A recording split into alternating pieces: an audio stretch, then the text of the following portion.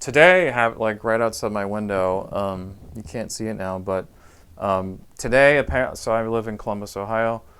Today apparently is the worst ever recorded air quality in central Ohio. So if I go to airnow.gov and let's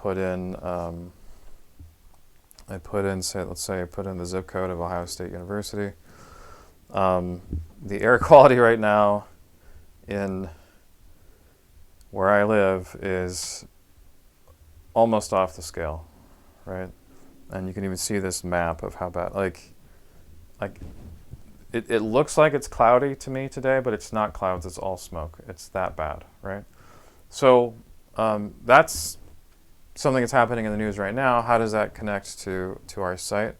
Well, we have a whole category now of public health activities.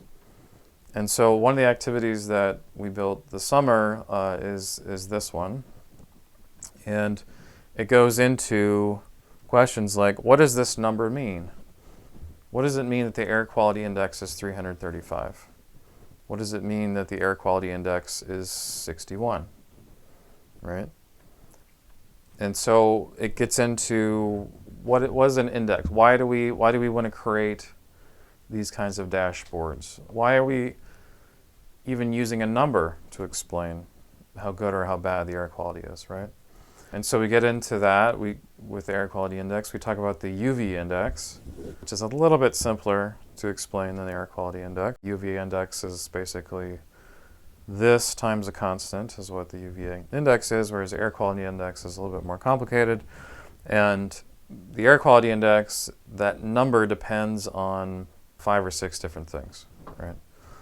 So one of them is smoke or dust. So we call that particulate matter, right? How much smoke or dust or particles are there in the atmosphere? It could also depend on ozone. So last week we had a day where the ozone in central Ohio was high.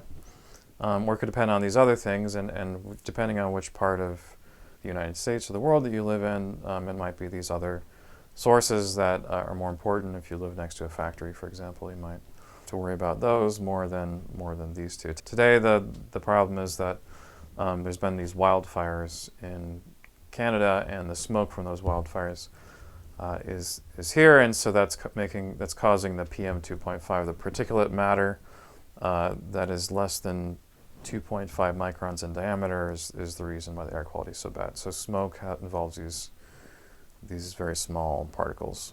So there's actually a spreadsheet activity here where it talks about how each source of danger to human health, you calculate a number for each one of those, and then you take the maximum of those numbers, and that's how the air quality index is defined.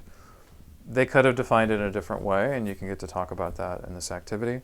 And there's even like a spreadsheet task. You can download this data, and you can open it up. I'm a nerd, so I use LibreOffice, but you can use Google Sheets or Excel, and this is the data that pops up. And so in a crazy week in this fictional town, there's all sorts of different air quality numbers, and you have to use your spreadsheet skills to figure out the overall air quality index.